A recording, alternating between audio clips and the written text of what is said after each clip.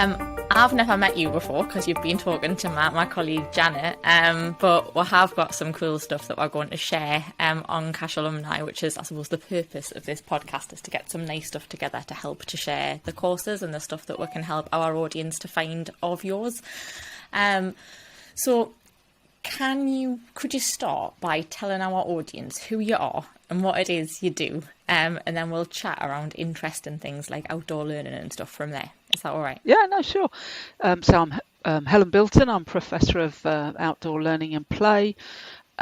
Started life as a trained teacher. So my family we were very interested in politics or education, and and in part, I suppose, why cash is so important to me and things like the Open University. My granddad was very keen on education, that this was the way out, sort of like of poverty, and he was in poverty and he did achieve. So my mum was very passionate about politics and education, and so you either went into politics or you went into education. And so I went into education, and I was really lucky. The first lecture I had was on the nursery garden from a lady called Jackie Brunner, and I was just taken by this. Absolutely fantastic. And so her love of outdoor play and the nursery garden was the start of my love of outdoor play. And I've kind of not looked back, and I did my master's dissertation on it and I did my PhD on it, and I've just researched, I've written books, I've written articles. And I suppose the first book I wrote in 1998 was because there was nothing out there that really explained what it was, what this thing was called outdoor play. So I tried to synthesize kind of all the ideas to do with it, and from thence came more picture books, because I realised that some of the stuff that were coming in sort of 2000 onwards weren't as knowledgeable about outdoors. And I thought, let's try it, because a picture can tell 1,000 words. So it's kind of like, well, let's do some more picture-y books. Yeah, and so it goes on. That's really interesting. I'm a bit jealous because I only really just discovered my love of the outdoors in my 30s, hence the chicken. But what is it about outdoor play that is so magical? Wow. I suppose the first thing is that children, you can see them just go, and people go, you say step outside, let's just step outside, and people go, it's a kind of, I suppose I call it a can-do environment. So children, the trouble with the home is that parents generally control it.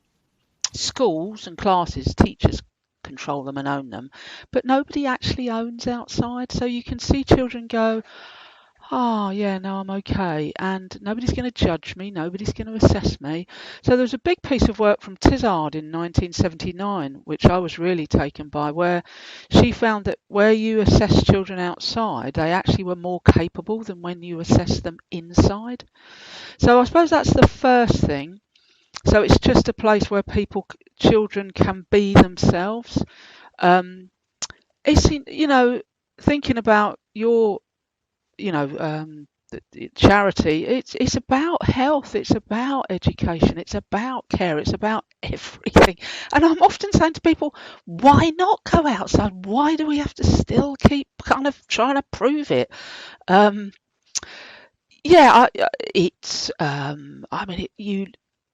the minute, it's really important to appreciate the natural world, even more so than ever.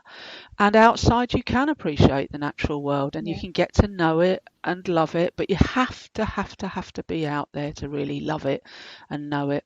And I still marvel. I was looking at it's crazy because we've got things like, begonias out still, which we shouldn't have. But, you look at a flower, the fungi are really prominent at the minute. And I just look at them and I go, what a buzz. It's just shapes, textures, colours, just extraordinary. Yeah, so it's just, I love it. Hard to express it in a few words. And you say that you still feel like you still have to keep explaining it, or like suppose like trying to prove that it's magic, or that there's all of these like benefits to being outside. And do you think that's because when people think about outdoor learning, they think about someone dressed like me standing in the middle of the woods banging on a tambourine, like, and they think about it being this like very hippy dippy, like let's just play outside thing, rather than actually all of the evidence proving that I suppose like children are more able to handle risk and actually learn lots of things much faster. I hadn't thought about hippy dippies at all. I think one reason is that outdoors still kind of has to be proved is because we see education as only happening within a walls and a ceiling.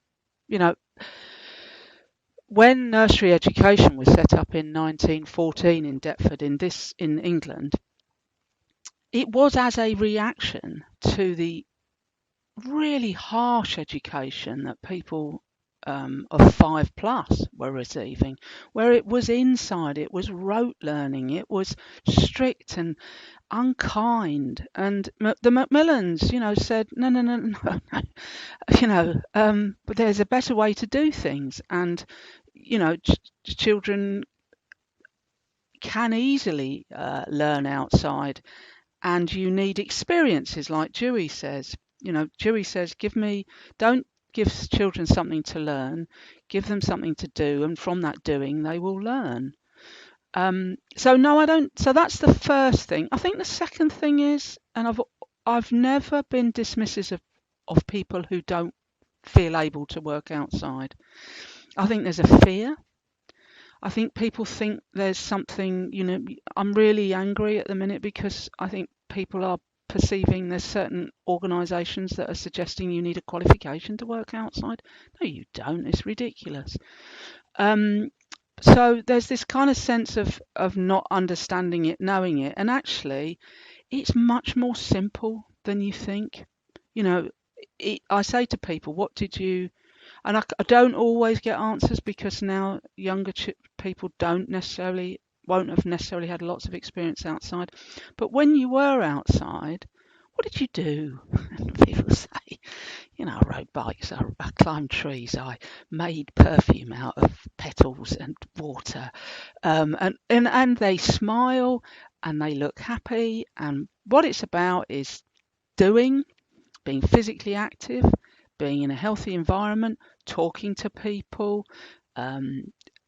learning to get on with other people. So it's this kind of really holistic experience. But I don't blame people if they don't get that. I just try and help people get it, and it's not as scary as they think. But the important thing to have is the right clothing. You must have the right clothing for outside. You've got to, like today, I've got 2 pairs of socks on. You've got to have a coat, you've got to have gloves. When it's sunny, you've got to have long sleeve t-shirts, you've got to, have a hat with a cover over the neck. And I think that's something that at the minute we really are needing to try and sort out, that people have lost sight of the need for appropriate clothing dependent on the weather. And then, of course, some families don't even have the money for that. I mean, I am writing an article, I'm wondering about just putting in it, actually, the government needs to make sure that people have got the funds to buy the right clothing.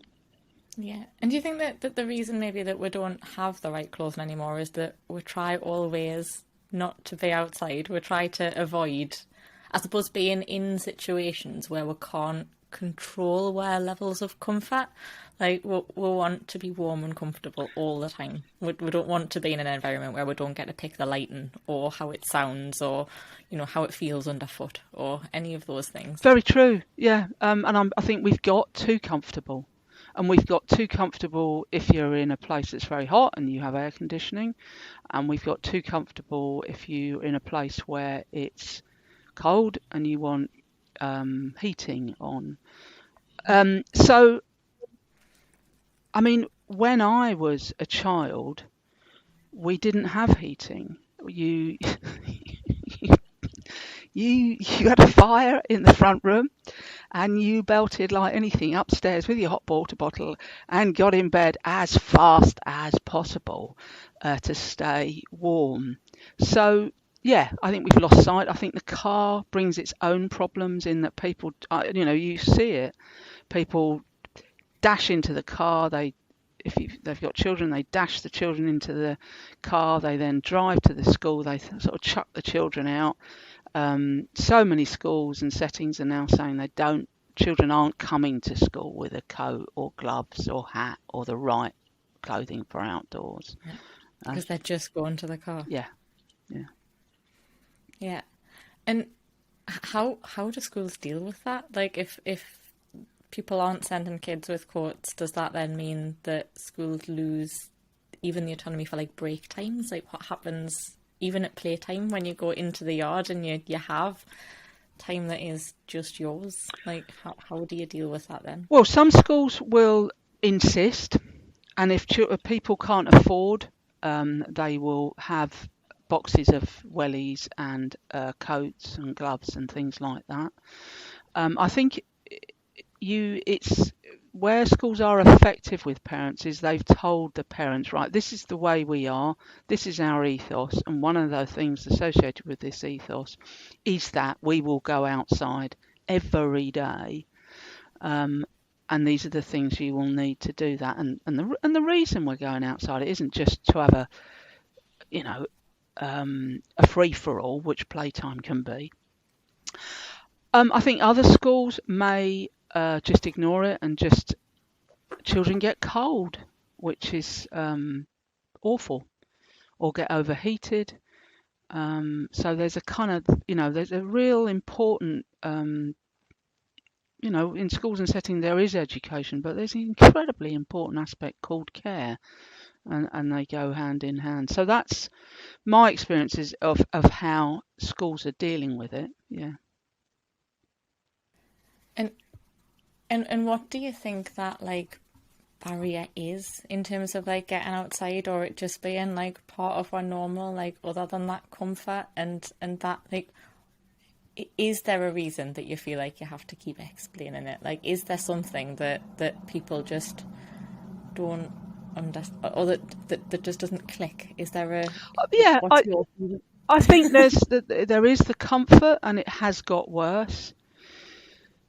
So people just want to be comfortable, and have lost sight of the fact that if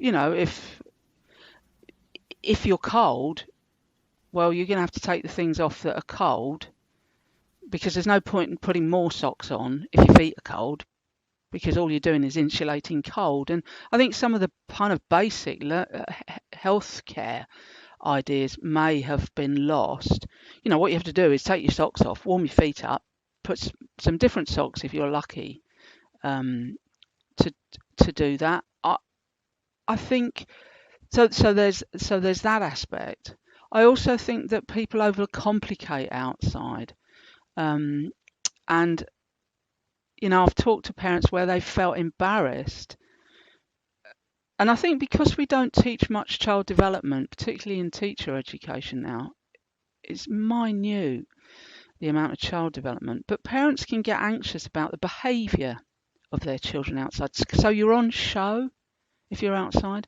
So a couple of weeks ago, there was a mum and two children at a bus stop, and the children just naturally learn to. They just play. They're just delightful. So the two of them are racing around this bus stop and then racing around the other way.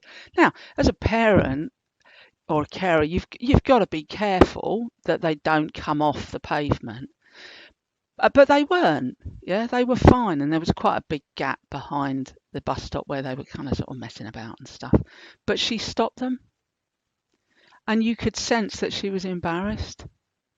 And it was so sad because they were fine. There were heart-lung exercise going. They were smiling. They were having fun. It was joyous.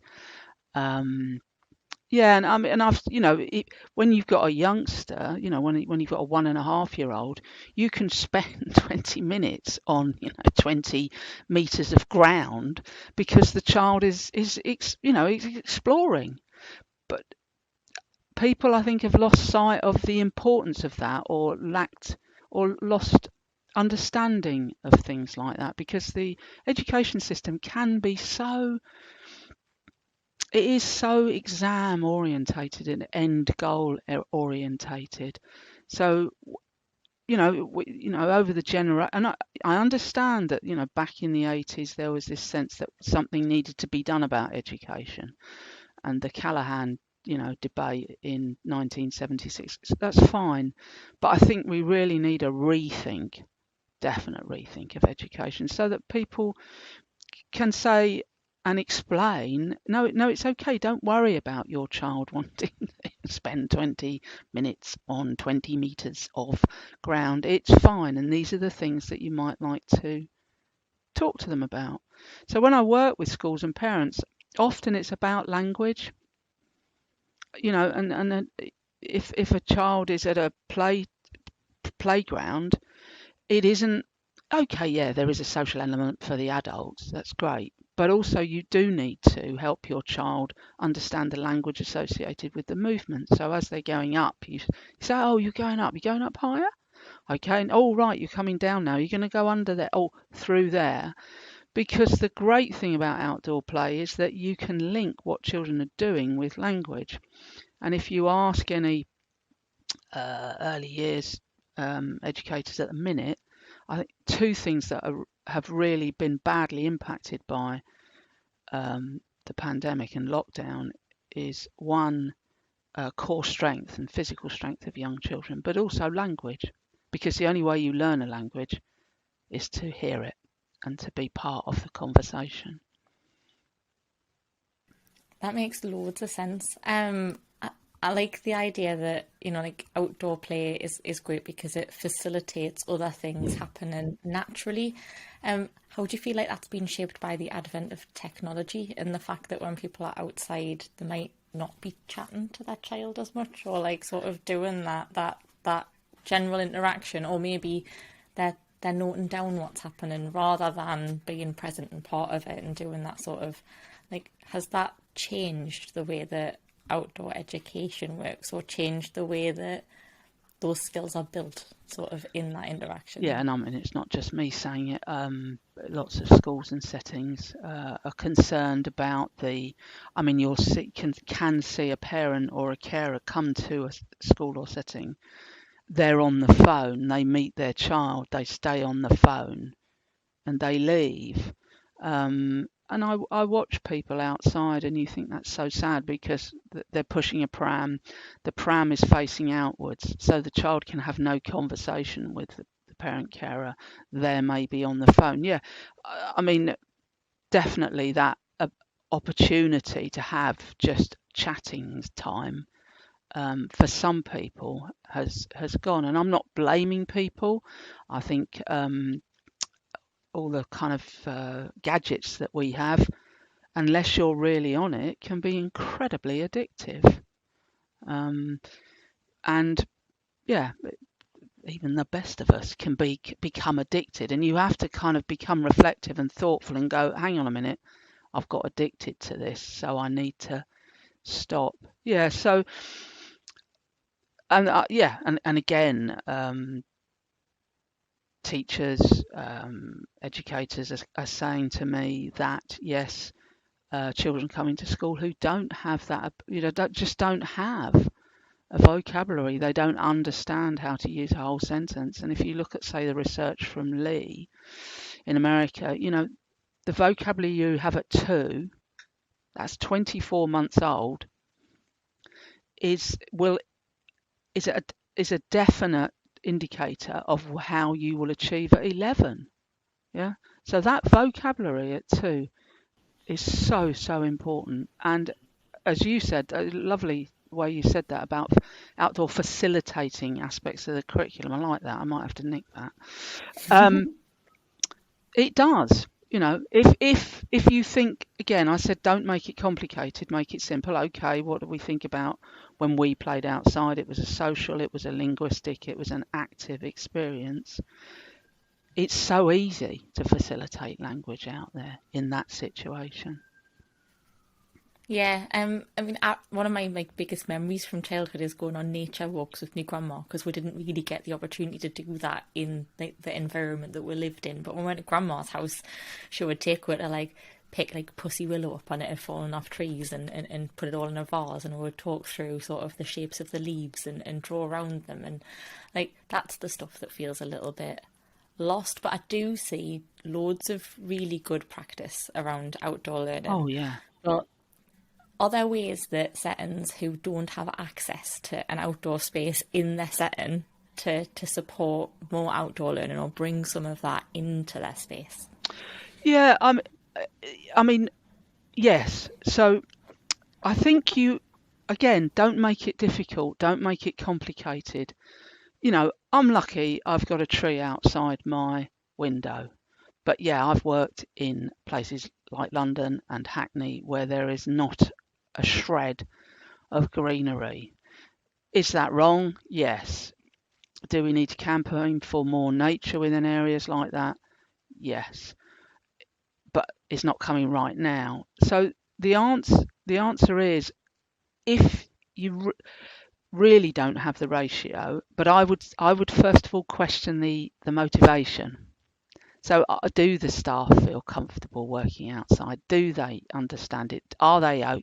Do they know you need 2 pairs of socks, 3 pairs of gloves? I remember Margaret Edgington used to have a picture of somebody in a duffel coat and a hat and, looking fairly awful. And she'd go, would you like to look like this?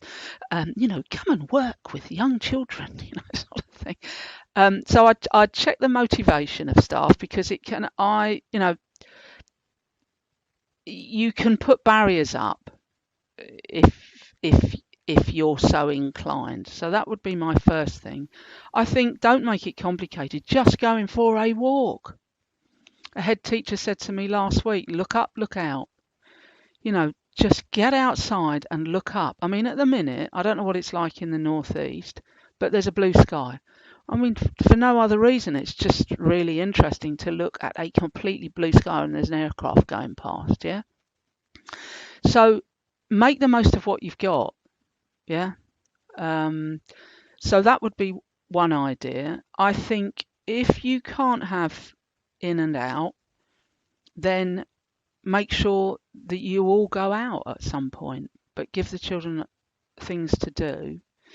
And also what I say to staff is, rather than see it as a treat to go out, an event to go out, a playtime. I mean, that's the other thing. People think outdoor play is playtime. God, it's nothing like playtime. Playtimes can be quite horrible. If you ask a teacher when the worst time in a school is, they'll go 1:15 when the children have just come back from playtime, because all sorts of stuff has happened in an environment where they've got very little to do. And even though they have great imaginations, there is a limit to what they can do. I find it almost criminal that we still have playtime that was set up in 1860 whatever, as a break for teachers, and it's pretty much the same. I mean, it's just archaic. So where a setting doesn't have has got problematic ratios, so they can't have in and out available at the same time, I would say don't make outside an event, a happening. I would go out first thing in the morning, and if you've got part-time children, first time in the afternoon. Otherwise, it becomes a boiling pot as children get more and more agitated because they want to go outside. So do it first, and everybody's out there, but everybody's properly dressed. Everybody, sees it as a simple thing. If you have no access, then try and find somewhere, because there always is somewhere. I mean, I've done outdoor activities in horrible car parks attached to what we used to have as, teachers' centres. But actually there is still stuff. You'll still find stuff. You're still outside. you're still benefiting from the fresh air. And haven't we proven that, you know what, fresh air is quite important to people through this pandemic? Oh dear, how long have we been saying that? But you can still find things to do, and you can honestly, you look on a you look in a car park and there'll be all sorts of plants and things just trying to grow, but there may be litter. Okay, so you've got to teach children, make sure they wash their hands, etc. But there is stuff to do and find out about out there. Yeah. Yeah. Don't know if that answers it. It does, yeah. That idea of like that there isn't really a barrier to getting outside, even if you don't have access to your own outdoor space, and sort of making that available, I suppose, to all children rather than just children whose parents can afford to send them to a forest school where they're going to get loads of like one-on-one attention and absolutely out of trees and stuff. So outdoor learning isn't just for those sort of forest school spaces. No. It is for everyone and something that everybody should be accessing regularly. Yeah. Is there stuff about outdoor learning and building that in the courses that you've put together for FutureLearn? Yes. So the two courses for supporting successful learning in primary and secondary schools, and I've put it in both. Yeah, we talk about outdoor education and outdoor play and outdoor learning, and it's the two courses are for support staff in schools, whether secondary or primary, but parents have done the courses and people who are thinking of returning to some form of education. Educational setting have taken the courses, and across the world. And because of, I suppose, what I've learned about things like people's attitudes and to things like risk, and just to aspects of education, all of that learning that I've learned over the last 40 years, I've kind of put into to these two courses. For example, I've over the years come up against people who've said, "Oh no, it's too dangerous outside. No," or can't have conker fights outside, too dangerous. Or you can't go outside. There's ice, and they always blame the health and safety regulations. Well, on the Health and Safety Exec website, it's archived now, but there was this site called Myth of the Month, and they would take something like, "No, we didn't say that you couldn't go outside because to play conkers. We didn't ban that. No, we didn't ban children to go outside because of the ice." People's fears of banning things, and it's working with staff and saying, yeah, I know you're responsible and I know that in theory you could be liable, but okay, let's see what policy we can put together to ensure you're as safe as possible. And I've actually seen more dangerous things happen at playtime and we did a tiny little research project where children were crashing heads and hurting and having to go in because they didn't have enough to do, and yet that's allowed. But then staff concerned about creating an outdoor learning environment for young children because it was supposedly dangerous. So I think people really need to look at the evidence before they make judgments. So in the course that I've written for FutureLearn, there's quite a lot about your own attitude and really reflecting about your beliefs and not trying to block something because you're frightened, and dealing with all of that. And then, of course, there's this whole thing of risk, and I don't like using the word. I think if you use a word like risk, I think as a parent I would say, excuse me, you want to put my children at risk? So rather than use that language, why don't we use, challenging environments or adventurous environments or fun environments or something other than that? So again, the power of language is extraordinary. There's something in like putting children in challenging environments to help them to learn how to navigate risk, because the argument is, I suppose, that if when children are set free, they decide to run into each other and bang heads and spend their playtime or their break time sort of where we'll put them in that environment anyway, that actually if they understood the risks or that had those opportunities to do those things in an environment where they were being observed and being supported, and that there was a staff member there to scaffold that play, that they might choose to spend their break times differently. Well, and also risk. stuff to do. I mean, the Yeah. biggest problem is they just don't have enough to do. Whereas a school down the road, I mean, the head teacher allows children to bring their bikes so that they can use their two-wheelers. They have carts and trucks, and they have wild areas. And he's created that within concrete. So he's said, right, okay, this is all concrete, but we're not having that. We're going to change this. And even a tiny space of wooded area. Now, rather than ban it from children, put some bark chippings down and little paths so that they can go and explore and discover. So the other thing through the courses that we've done is just say how. I mean, it says primary schools and secondary schools, but it can include any type of setting. It was just that FutureLearn like reasonably short titles to their courses. But we just said, okay, well, what can you do outside? What things can you do outside as a secondary school? What things can you do outside as a primary school? And we posed some ideas, and then what's lovely about the FutureLearn course is you talk to other people that are doing the course, and the social learning. I know people learning from each other is powerful, but I've never seen it happen in action so powerfully as on the FutureLearn courses. It's incredible the way people from all over the world just come together and share ideas and share understanding of their place, their setting, the problems they've got, and then how other people help and try and support and encourage. It's just fantastic. Yeah, it's great. We saw that we had an event in May around practitioner wellbeing and sort of reframing practitioner wellbeing as being a responsibility. Because in my experience, care, health and education professionals are great at looking after other people, but pretty terrible at looking after yourselves.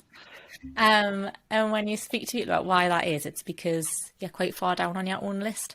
So we're trying to reframe that as actually, like, because of the way that self-regulation and co-regulation work, and because of actually how we interact as human beings, if you're not looking after yourself, you're probably doing yourself a disservice in terms of being the best practitioner you can be. And here's all the ways it actually affects you, and here's some stuff you can maybe do differently. But the most powerful part of that event was that the practitioners who came really turned up to network and to chat and to talk about their own situation and their own outlook and things that they could change. And people were sharing some like pretty amazing ideas in that conversation that went alongside the event. And I know what you mean about those sort of MOOCs, those massive online courses where people are joining in those cohorts, because you get to experience so many diverse viewpoints because people are joining from areas of the world that you haven't experienced, and where actually the rules are different, or the way that people look after children is different in that day to day. So there's so much different practice. Can I add to that? Because I'm white, I'm a woman. I've very much had a white woman's view of the world, and Western as well. And through things like FutureLearn, and in some ways Black Lives Matters has helped enormously. It's just thinking, okay, I'm in Malawi, and education isn't quite as accessible, free at the point of entry, all of that sort of stuff. And you kind of never appreciated that people who might come from other countries might not see outdoor play as important. But sort of an awakening of realising that some cultures see, education is higher if you're in a building with walls and ceiling. If you've got to educate children in your country outside, that's kind of seen as lower. But if you've got a building, walls, ceiling, desks, wow, you've gone up in the world. So it really, FutureLearn, listening, reading people's comments and that has kind of opened my eyes about, yes, don't have your own kind of slightly, I thought I was quite broad thinking, but I had narrowed it, and they've taught me, the learners on there, stuff about their own kind of setting and where something like outdoor play fits within the system, and therefore somebody like me has to make sure that I do keep explaining it to people. And it's a bit like play. I mean, some cultures don't see play as important. Learning is sitting. And again, it's trying to articulate that and continue to articulate it and continue to say, even to the point, I had a colleague saying, a psychologist who works with young children, she has to use the United Nations sort of like right to play with some parents to say, I'm sorry, your child has a right to play. But do you know, I think that part of that is because as adults, like, I don't know whether it's like now more than ever, like we've forgotten the value of play for ourselves. Like, my granddad was always tinkering with something or making something, and my grandma was always like playing with new things, like with like crafts or in the kitchen or I suppose in those very, very stereotypical grandparent-y like male and female roles, but they were always playing in their spare time. And whether that was like tinkering on because in those days nobody else did your decorating for you, you did that all, it was your expression of your home sort of thing, like. And so previous generations, I suppose, had to play to figure things out, and we don't so much anymore because we'll just get somebody else to do the things that we don't understand. So we've lost the value of playing. Interesting. Yeah, you're an interesting person. You are. You're clever. You should probably be doing this interview yourself. Yeah. No. I mean, it's very true that. And I mean, things like obesity. We used to have lawnmowers that you had to push. Physically, they were hard going. And you didn't have to sort your core out. They're doing the lawn. If you were lucky enough to have, grass and which we were. I think we have, and I think the fact that we have some of these extreme sports, and then you have, organisations now bringing people together to sew or knit or something, or man sheds, all of this sort of stuff. I think that does reflect the fact that we've kind of, we've lost sight of doing things for ourselves. I mean, you can buy the ingredients for a meal, and you get them sent to you, and you just follow the recipe. You don't even have to go to the shop. It's like madness. But it's one of those weird things is that I think it's really easy to get things done or to purchase things from elsewhere, and you sort of weigh up that time cost versus the cost of paying for it and the time that you would spend at work and how much you earn and all those things, and you go, oh, well, actually, like that makes sense because of the time I'm going to spend. But we don't factor into that the stuff that we're losing from not doing those things, because we think about it as just being, actually, what I want from this is to have this meal, or what I want from this is this particular output. But I think that's because we haven't necessarily taken the time to understand the benefits of playing with it and figuring it out, and that like walk to the shop, not just from a physical point of view, but again that event that we did in May, we had there's a gentleman called Dave Wilson who's a Northumberland tour guide but who does a lot of stuff around Wellbeing, and he was explaining that just going for a walk, because your brain has to take into account where your feet are going and the evenness or unevenness of the ground, and you're keeping your balance and you're doing the things that you're not thinking about that report you've got to get back by 5 o'clock for that thing that you're supposed to be doing, and all of those bits of anxiety sort of disappear for a little while because your brain's doing other. And I think we don't necessarily think about the whole value of the thing. We just think about that output and that metric. So the stuff that we don't measure is often lost. Yeah.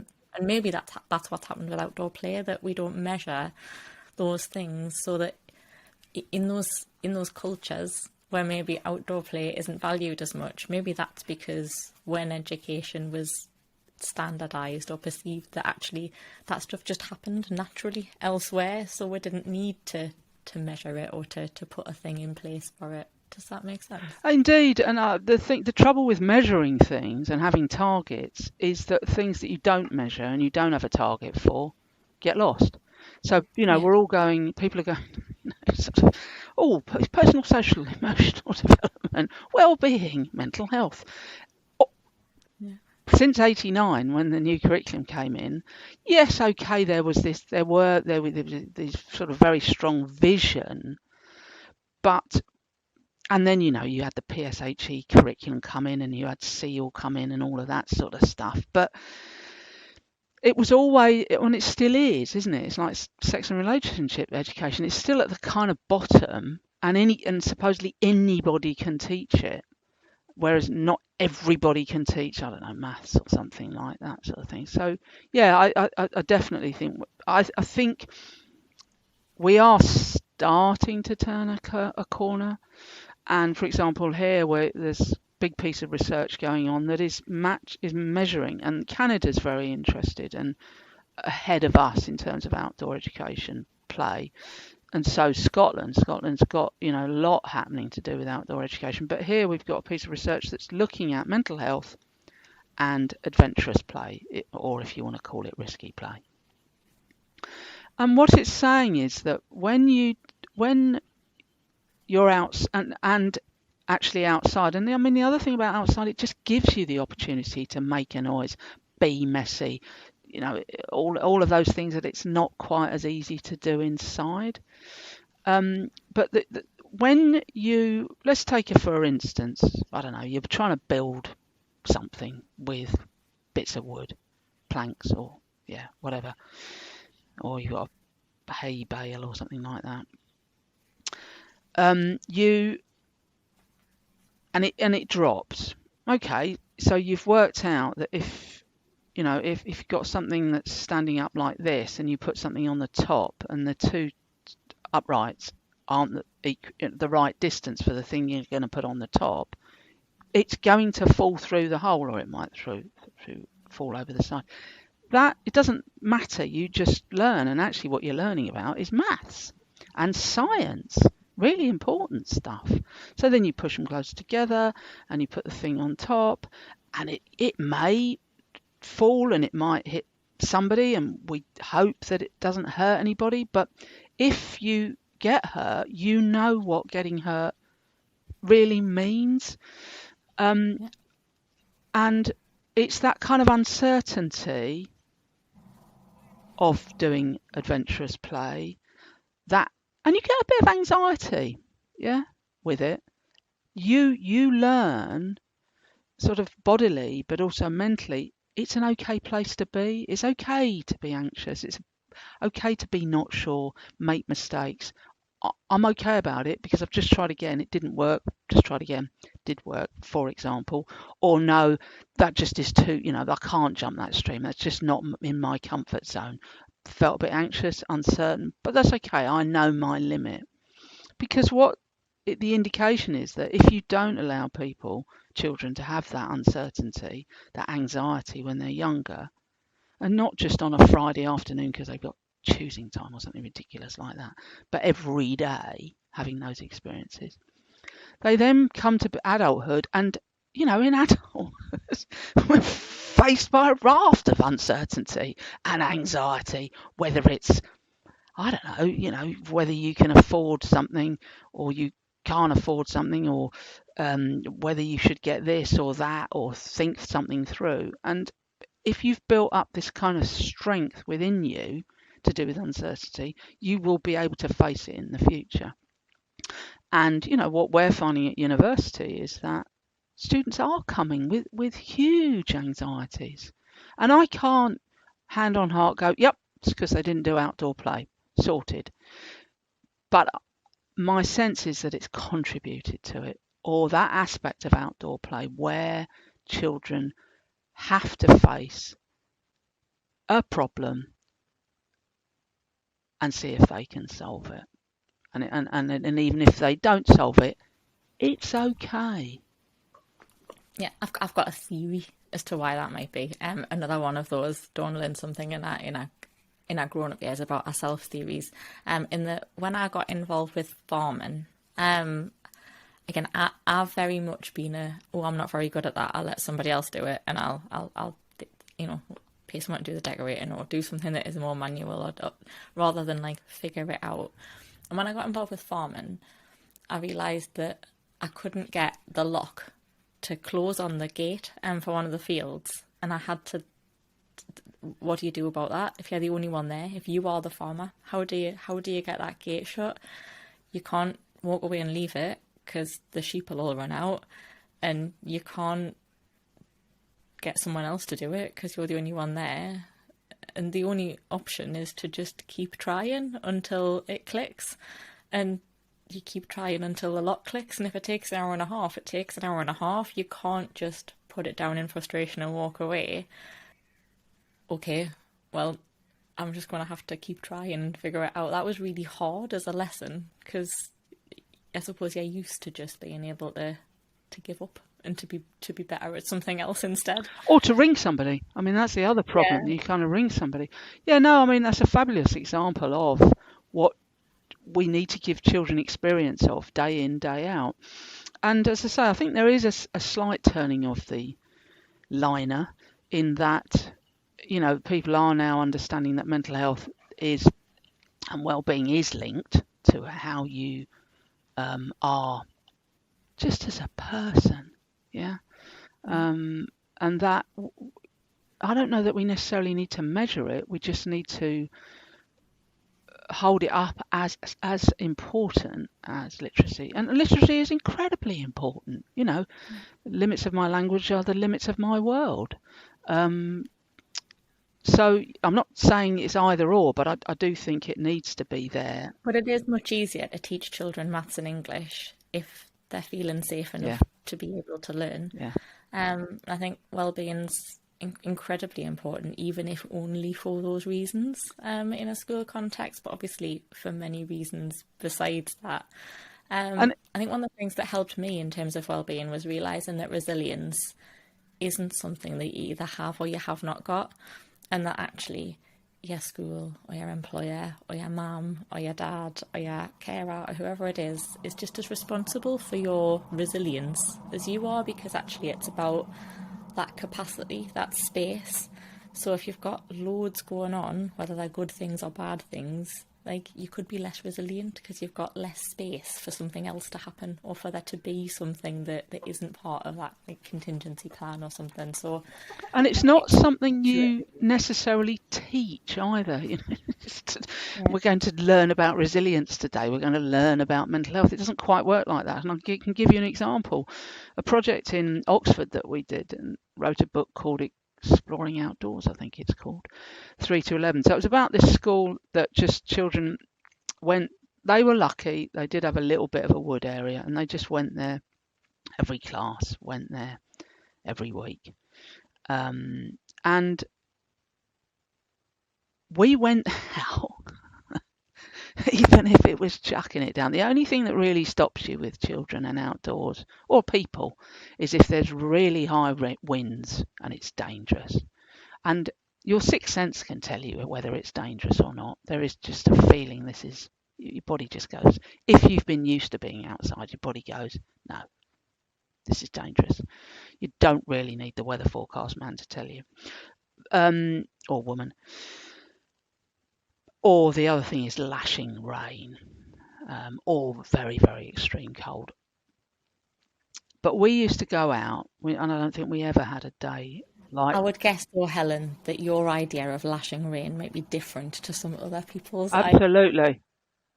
Yeah, true. So we went out, but we had the right clothing. We checked that children's feet were warm, their hands were warm, the back of their necks were warm, that they were covered up, they had hoods, etc., and they were completely protected from the weather. And what was super about it, even children and there were some children that clearly had never been out. In the book, there's a young child who's 3.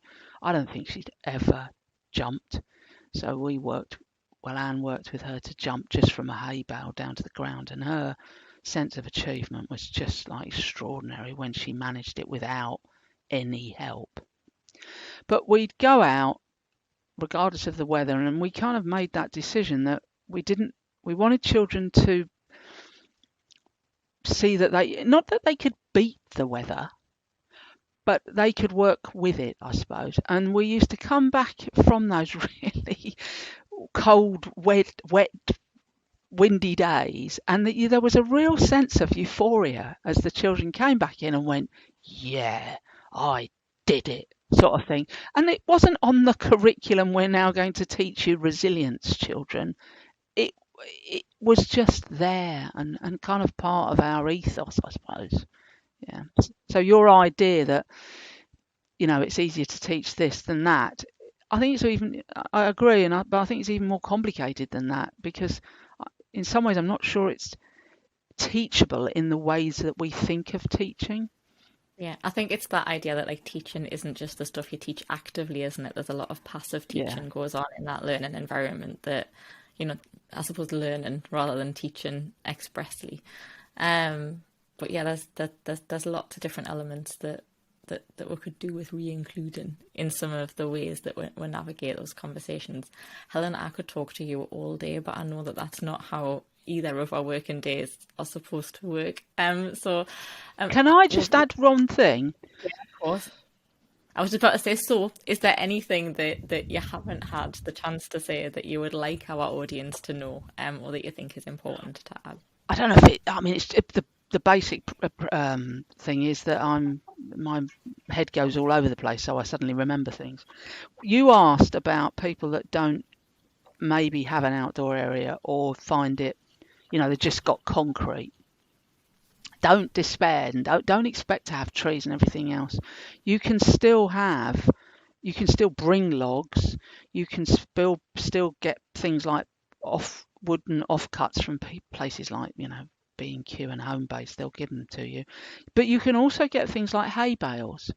And if you send the kind of oldest person, send me, and to a garden centre and go, we're poor. We're a very nice, children's centre, or I don't know, whatever, playgroup or whatever, nursery.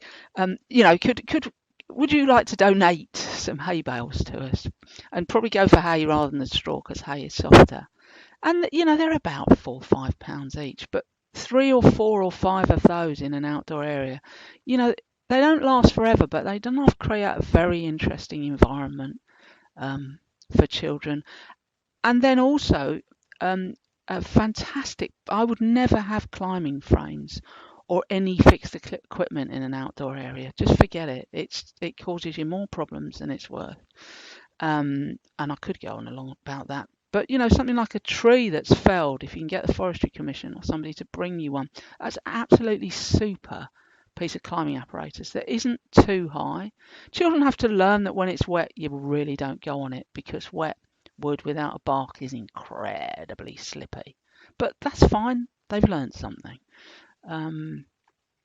So that was just going back to the query about if you've not got if you've just got concrete outside, and you don't have this beautiful environment. That's been really, really great. Where can people find the courses? Well, we'll link them in the description, so if anybody just wants to go to the description, they'll be able to find links to find both of the courses. But can you talk them through where they can find those, so they can? Yeah, I mean, just Google FutureLearn, and then you in the search engine, successful learning, supporting successful learning in schools. And I like the FutureLearn site because it's really simple, and you can just register you don't have to give 20 minutes of your time to registering it. It literally is your name, your email, that sort of thing. So yeah. That's where you find them. And we've just won a bid with FutureLearn to write a 2-week course on sustainability, climate change, and schools and settings. And it's very much from the outdoor approach. So there's lots of people going on about climate change and, and all of that. But this is really, okay, and we're outside. So what can we do? Yeah, that sounds great. We'll signpost to those. Is there anywhere else that you wanted to send anyone? I mean, you can talk to me on Twitter. I'm not a great user, but I periodically say things that I'm passionate about. I mean, if the books will help, please use the books. The website is there, but I really need to update it. And the other thing is, if people want to email me at work, that's fine. I love it when people contact me and say, I'm doing this, that, and the other. And, I'm writing 4 books on child development and outdoors. And I've just finished the first one on physical development. And it's absolutely fabulous when people write and say, I'm doing something really good about ... and I go, right, can you be in the book? Because it's a lot, it's so nice to be going, yep, I can say all this, and here's somebody who's just trying the best they can to do X. Amazing. Thank you so much.